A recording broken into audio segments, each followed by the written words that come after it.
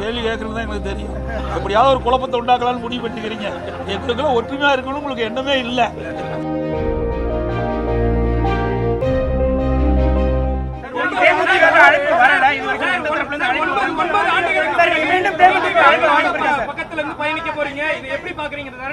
இதை கேள்வி கேட்கறது தான் எனக்கு தெரியும்.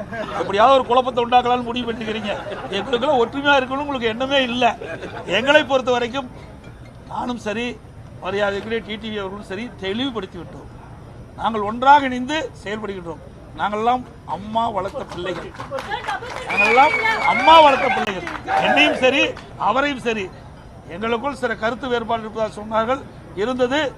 எப்பொழுது இணைந்தோமோ அத்தனையும் மறந்து விட்டோம். இனி எங்களுக்கு மாண்புமிகு அம்மா அவர்கள் விட்டு சென்ற பணியை தொடர வேண்டும் என்பதுதான் எங்களுடைய நிலைப்பாடு. அவருடைய நிலைப்பாடு ஒற்றுமையாக செயல்படுவோம். ஊடக நண்பர்களும் பத்திரிகை நண்பர்களும் அதுக்கு துணை நிற்க வேண்டும் என்று அன்போடு கேட்டுக்கொள்கிறேன்.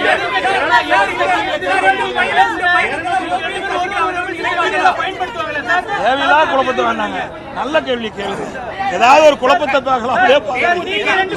ஒரு நல்ல கேள்வி கேளுங்க. பிரதமர் வந்திருக்காரு.